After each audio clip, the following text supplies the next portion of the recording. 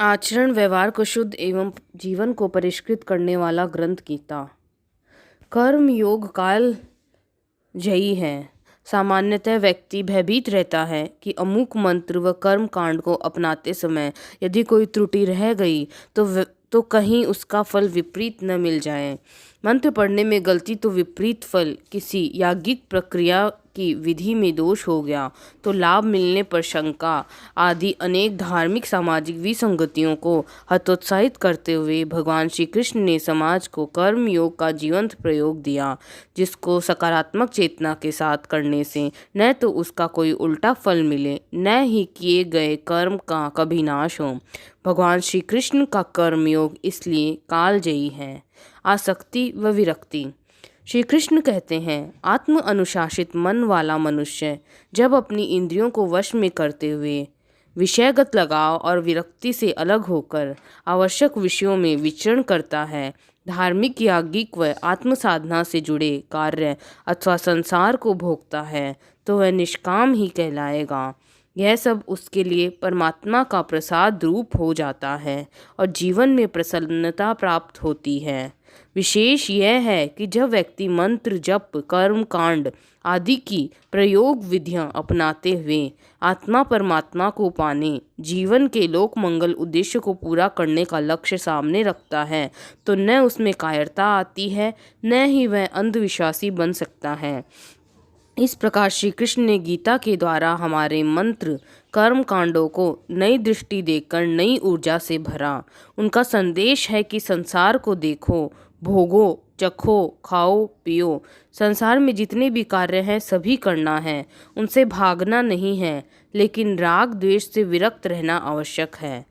विषयानिंद्रिय संदेश देता है कि दुनिया के कार्य करें, परिवार को चलाएं, संतानें भी होंगी, कमाई भी करें, व्यवहार सबसे रखें, पर आसक्ति नहीं।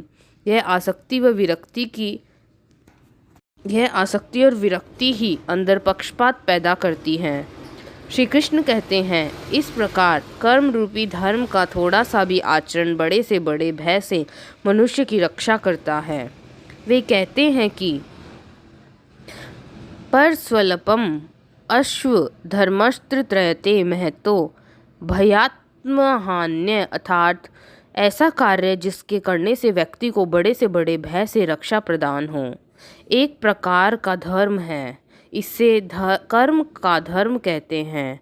ऐसे में न इह प्रत्यवायो अभिक्रम नास्ति, अर्थात प्रारंभ किए गए अभिक्रम का कोई उल्टा फल हो जाए, ऐसा नहीं है। वास्तव में कर्मयोग भाव से किए कर्म का नाश नहीं होता, साथ ही त्रयते महतो भयात, अर्थात बड़े बड़े डर से ऐसा कर्म रक्षा करता है। ऐसे कर्म योग धर्म के प्रयोग विधि से बड़े बड़े डरों से मुक्ति मिल जाएगी।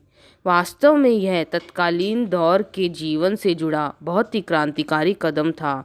भगवान श्री कृष्ण हमें श्रीमद्भागवत गीता के सहारे ऐसा मार्ग दिखाना चाहते हैं जिससे जीवन की मंजिल, जीवन लक्ष्य संपूर्णता के साथ मिल सके।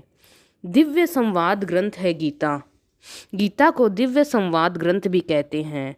श्री भगवत गीता अर्जुन की जिज्ञासा और भगवान श्री कृष्ण के उत्तर से उपजा जीवात्मा और परमात्मा का अद्भुत संवाद इसमें समाया है। ऐसा संवाद जो मनुष्य मात्र के हृदय में उठते प्रश्नों पर आधारित है और इन सब का समाधान परख उत्तर स्वयं भगवान श्री कृष्ण देते हैं। इसलिए यह पवित्र ज्ञान से भरा ग्रंथ है। सत्य को सत्य कहने की दृष्टि थोथरी होना, यह उस परिस्थिति में दिया गया संदेश व समाधान है जब धर्म का लोप हो चुका था, लोग अपने कर्तव्य को भूल बैठे थे, मर्यादाओं का लोप हो चुका था। बड़े बड़े विद्वान जीविकोपार्जन के लिए राजाश्रयी हो रहे थे, उनमें अतुल्य बल था, लेकिन किसी असहाय की सहायता करने का साहस नहीं बचा था। अद्भुत ज्ञान था, लेकिन उनमें सत्य को सत्य कहने की दृष्टि भोथरी हो चुकी थी। कुल बंधुओं का अपमान अपनों के सामने होता रहता आम था। ऐसे अधर्म के युग में युग अवतार के अवतरण की आवश्यकता ही पड़ती है। आचरण व्यवहार को शुद्ध करने एवं जीवन को परिष्कृत करने वाला ग्रंथ। ऐसी लोक व्यवस्था के बीच जरूरत लोक एवं व्यक्तिगत जीवन दोनों स्तर पर विशुद्धता की थी। संपूर्ण विशुद्धता अर्थात आत्मा की विशुद्धि, आदतें विशुद्ध हों, आचरण शुद्ध हो, व्यवहार खान पान शुद्ध हो, तभी मनुष्य व युग स्वयं में नियत संयत हो पाता है।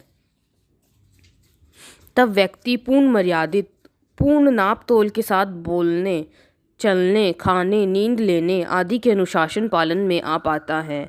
आत्मा की विशुद्धता में व्यक्ति के सभी दुखों की निवृत्ति हो जाती है, जीवन सरल हो जाता है। जीवन की सरलता ही मानव जीवन का मूल लक्ष्य है। इसे निज स्वभाव में स्थित होना भी कह सकते हैं।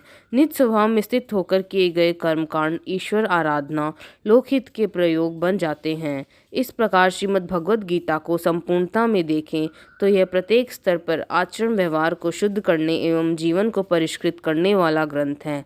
इसी अवस्था में मानव जीवन का श्रेष्ठतम सदुपयोग करने की हिम्मत जुटा पाता है। धन्यवाद।